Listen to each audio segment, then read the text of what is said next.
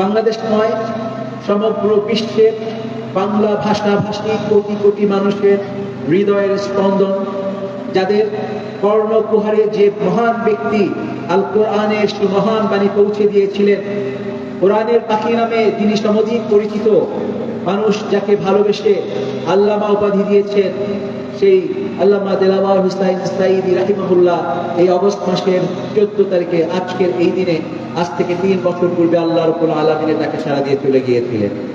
সেই জন্য এটা বাংলাদেশ সহ সারা বিশ্বের বাংলা ভাষাভাষী মুসলমানদের জন্য একটি দুঃখের দিন, এবং তারা এই দিনটিকে অত্যন্ত বেদনার সাথে স্মরণ করে যে জালিমের অত্যাচারী নির্মম শোষণের কারণে তার এই দুনিয়ার পরিভ্রমণ, তার এই দুনিয়ার জীবন আমাদের আকাঙ্ক্ষার থেকেও স্বল্প সময়ের মধ্যে পরিসমাপ্ত হয়েছে, ঠিক কিনা? তিনি তো মুক্ত বিহঙ্গের মতো দেশের প্রতিটি আনাচে কানাচে, প্রতিটি উপজেলায় জেলায়, ইভেন প্রতিটি আমাদের বিভাগে সব জায়গায় তিনি যাতায়াত করতেন। কেন? আল কোরআনের বাণী নিয়ে, ঠিক কিনা? তিনি কোরআনের বাণী নিয়ে যেহেতু মানুষকে দ্বীনের প্রতি আকৃষ্ট করতেন, কোরআনের প্রতি আকৃষ্ট করতেন, সেই কারণে এর বিপরীত মতবাদের অনুসারী যারা, তাদের গাত্রদাহ হয়ে যায়, ঠিক কিনা? যেমন সাম্রাজ্যবাদের বিরুদ্ধে তিনি কথা বলেছিলেন।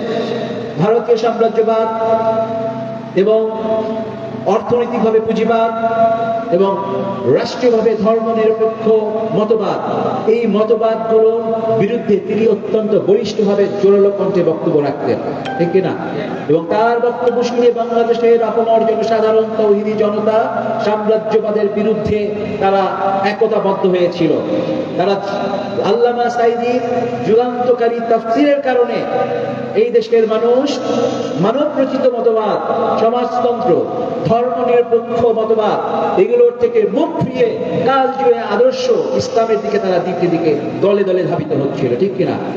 এটাই ছিল তার অপরাধ। এই অপরাধের কারণে, এটা কি অপরাধ? আপনারা কি এটাকে অপরাধ মনে করেন?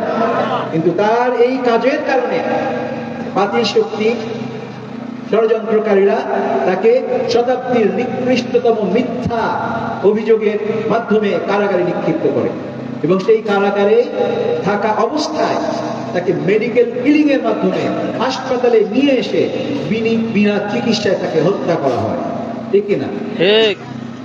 শুধু তাই নয়, তার বিরুদ্ধে যে ফাঁসির একটি রায় দেওয়া হয়েছিল, সেই রায়ের প্রতিবাদ করার কারণে বাংলাদেশের আপামর জনসাধারণ যে রাস্তায় নেমে এসেছিল, তাদের উপরে গণহত্যা চালানো হয়।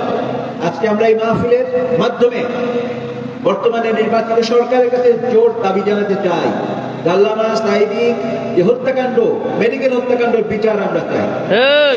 বিচার বিভাগীয় তদন্ত কমিটি গঠনের মাধ্যমে এই হত্যাকাণ্ডের সুষ্ঠু বিচার করতে হবে।